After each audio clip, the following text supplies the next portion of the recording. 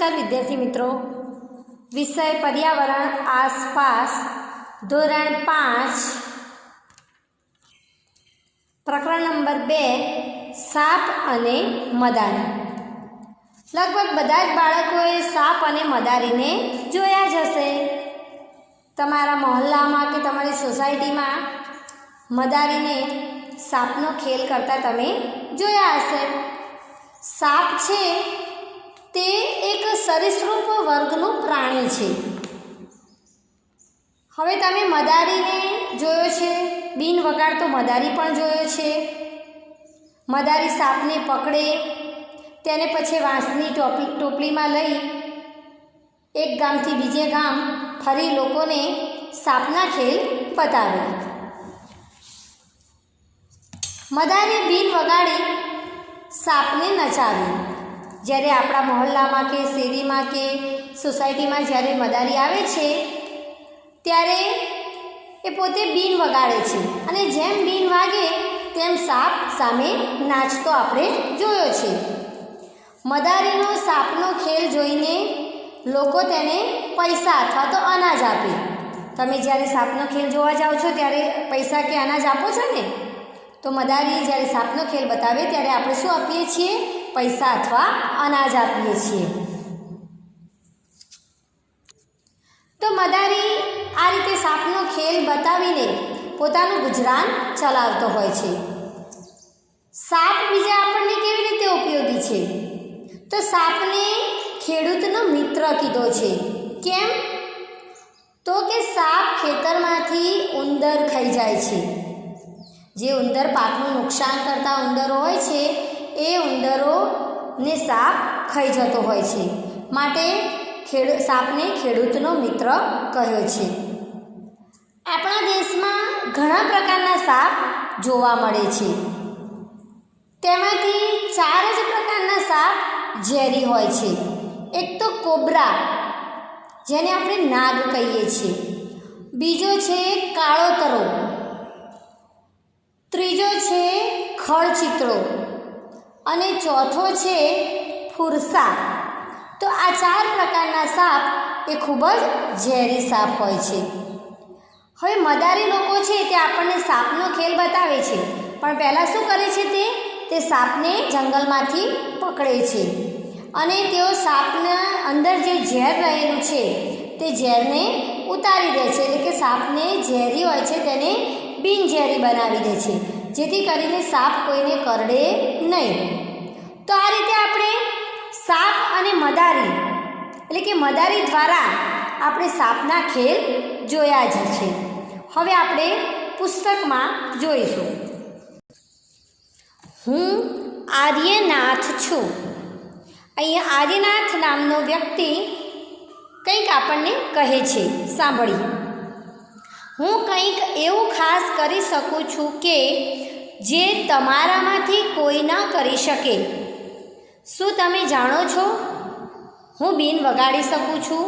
તમને અચરજ થશે. હા, હું બીન વગાડી સાપને નચાવી શકું છું. આર્યનાથ શું કહે છે કે હું પોતે બીન વગાડી શકું છું અને બીન વગાડીને સાપને નચાવી શકું છું. મેં આ કલા મારા કુટુંબના સભ્યો પાસેથી શીખી છે. અમે લોકો કાલબેલિયા તરીકે જાણીતા છીએ. હવે આર્યનાથે આ સાપનો એને બીન વગાડીને નચાવવાનો જે ખેલ છે, જે કલા છે, તે કોની પાસેથી શીખી હતી?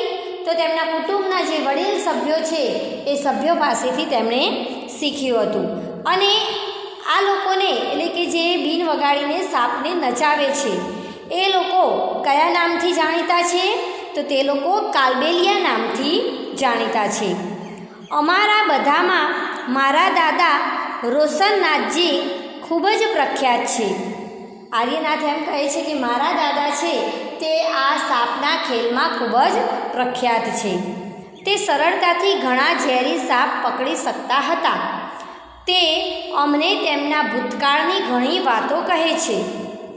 આવો તેમની વાર્તા તેમના પોતાના શબ્દોમાં સાંભળીએ. હવે આર્યનાથ છે એ આર્યનાથના દાદાનું નામ છે રોશનનાથ. તો આ રોશનનાથ આ કલામાં ખૂબ જ પ્રખ્યાત હતા. તે ગમે તેવા ઝેરી સાપ હોય તો એવા સાપને પણ સરળતાથી પકડી શકતા હતા.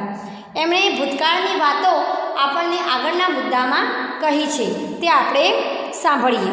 તે પહેલાં અહીં તમને એક ચિત્ર આપ્યું છે, નાગ ગુંફનનું ચિત્ર આપ્યું છે. આ જે નાગ ગુંફનનું ચિત્ર છે તે એક કલા છે, એટલે કે એક ડિઝાઇન છે, ભાત છે.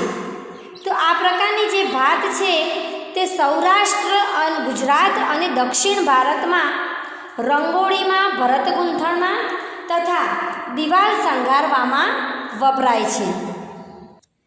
હવે અહીં આપણે આર્યનાથના દાદા જે રોશનનાથજી હતા, એ રોશનનાથજી જે દાદા છે એમની અહીંયા વાતો આપણે સાંભળીએ. મારા દાદા અને પરદાદાના સમયથી અમે મદારીના વ્યવસાય સાથે સંકળાયેલા છીએ. રોશનનાથજી શું કહે છે? એમના દાદા અને એમના પરદાદા એમના સમયથી અમે મદારીના વ્યવસાય સાથે સંકળાયેલા છીએ. સાપ અમારા જીવનનો એક મહત્ત્વનો ભાગ છે. અમે સાપને વાંસની ટોપલીમાં લઈ એક ગામથી બીજા ગામ ફરતા અને જ્યારે ગામમાં ઊભા રહેતા ત્યાં અમારી આજુબાજુ ટોળું થઈ જતું. પછી અમે અમારી ટોપલીમાંથી સાપ બહાર કાઢતા. જ્યારે આપણા સોસાયટીમાં કે આપણા મહોલ્લામાં કોઈ મદારી આવે ત્યારે આપણે બધા શું કરીએ છીએ? તે મદારીને જોઈને એ મદારી તરફ દોડીને એમનો ખેલ જોવા માટે જતા હોઈએ છીએ. એમ આ દાદાજી પણ એવું જ કહે છે કે અમે એક ગામથી બીજા ગામ ફરતા અને જ્યારે ગામમાં ઊભા રહેતા ત્યાં અમારી આજુબાજુ ટોળું થઈ જતું. જ્યારે બધા જ લોકો, બાળકો બધા જ જોવા માટે આવી જાય ત્યારે ટોપલીમાંથી સાપ બહાર કાઢતા. ખેલ બતાવ્યા પછી પણ લોકો ઊભા રહેતા. તેઓ જાણે છે કે અમારા ડબ્બામાં ઘણા પ્રકારની ઔષધિઓ રહેતી. અમે આ ઔષધિ જંગલમાંથી એકઠા કરેલા છોડમાંથી બનાવતા. દાદા શું કહે છે કે અમે જ્યારે ખેલ બતાવી દઈએ એના પછી પણ લોકો ઊભા રહેતા. શા માટે ઊભા રહેતા? કારણ કે તે લોકો જાણતા હતા કે અમારા ડબ્બામાં ઘણા પ્રકારની ઔષધિઓ છે અને આ ઔષધિઓ અમે લોકો શેમાંથી એકઠી કરતા? તો જંગલમાંથી એકઠી કરતા. જંગલમાં જે છોડ વાયેલા હોય એ છોડમાંથી ઔષધિ બનાવતા હતા. હું આ બધું મારા દાદાજી પાસેથી શીખેલો. રોશનનાથજી શું કહે છે કે હું આ બધું મારા દાદાજી પાસેથી શીખેલો. મને આનંદ છે કે હું મારી ઔષધિથી લોકોની મદદ કરી શકતો.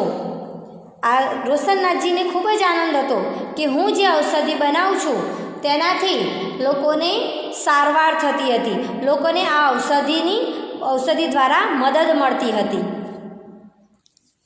કારણ કે એ સમયે ડૉક્ટર અને હોસ્પિટલ ખૂબ જ દૂર હતા.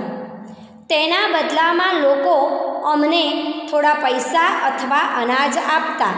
આ રીતે અમે અમારું ગુજરાન ચલાવતા. હવે આ રોશનનાથજી દાદા છે તે પોતાનું ગુજરાન કેવી રીતે ચલાવતા?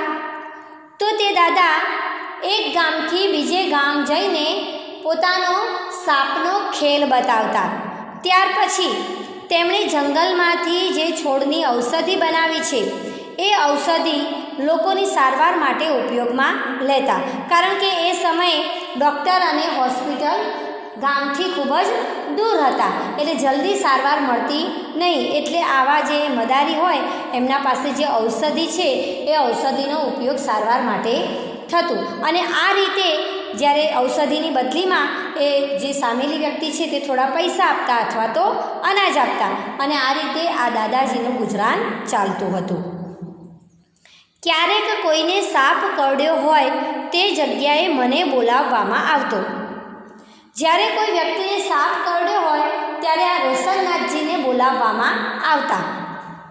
ડંખના નિશાન પરથી હું જાણવાનો પ્રયત્ન કરતો કે એ માણસને કયા પ્રકારના સાપે ડંખ માર્યો છે. હવે આ જે રોશનનાથજી હતા એ એટલા બધા હોશિયાર હતા, કાબેલ હતા આ વિષયમાં કે સાપના દાંતના નિશાનથી, ડંખ એટલે કે તેના દાંત જે પાડ્યા હોય એ દાંતના નિશાનથી તે જાણી જતા કે આ વ્યક્તિને કયા પ્રકારનો સાપ કરડ્યો છે. તે પછી હું તેના માટે ઔષધિ આપતો. એ દાંતના નિશાન પરથી ઓળખી જતા કે કયા પ્રકારનો સાપ કરડ્યો છે અને તે પ્રમાણે તે ઔષધિ આપતા. પરંતુ તે હંમેશા સમય પર મદદે જઈ શકતો ન હતો. આ રોશનજી શું કહેતા, પરંતુ હું હંમેશા કોઈની મદદે ટાઈમસર સમયસર જઈ શકતો ન હતો. તમે જાણો છો કે અમુક સાપના ડંખથી તરત જ મૃત્યુ થાય છે, પરંતુ બધા સાપ ઝેરી હોતા નથી. રોશનજી શું કહે છે કે એ સમયસર પહોંચતા નહીં તો ઘણી વખત માણસનું મૃત્યુ પણ થતું, કારણ કે એવા સાપ હોય છે કે એ કરડવાથી તરત જ આખા શરીરમાં ઝેર પ્રસરી જતું હોય છે અને તરત જ વ્યક્તિનું મૃત્યુ થતું હોય છે.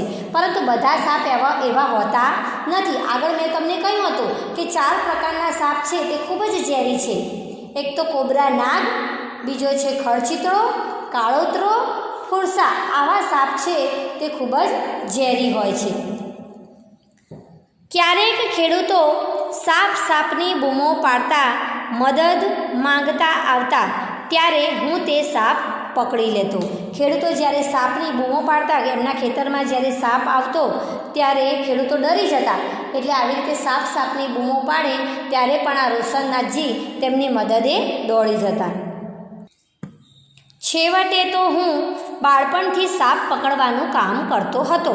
આ રોશનનાથજી બાળપણથી જ સાપ પકડવાનું કામ કરતા. તે દિવસો સારા હતા અને અમે લોકોને ઘણી રીતે મદદ કરી શકતા હતા. અમે તેમનું મનોરંજન પણ કરતા. તે અત્યારના સમય જેવું ન હતું જ્યારે લોકો મનોરંજન માટે ટેલિવિઝન જોતા હતા. હવે તે સમયે મનોરંજન માટેનું સાધન કેવું હતું? આવા પ્રાણીઓના ખેલ, આવું બધું એમનું મનોરંજન હતું. પણ અત્યારે શું છે? અત્યારે ટેલિવિઝનમાં મનોરંજન મળતું હોય છે. જ્યારે હું મોટો થયો ત્યારે મારા પિતાજીએ મને સાપના ઝેરી દાંત કાઢતા શીખવ્યું. તેમણે મને સાપની ઝેરની નળી કેવી રીતે બંધ કરવી તે પણ શીખવ્યું. તો આ રોશનનાથજી સાપના દાંત કાઢતા પણ શીખી ગયા અને સાપની અંદરથી ઝેર પણ કાઢતા શીખી ગયા હતા. કોણે શીખવ્યું હતું? તો તેમના દાદાએ શીખવ્યું હતું. હવે આગળનો મુદ્દા ભાગ 2માં સમજીશું. અસ્તુ.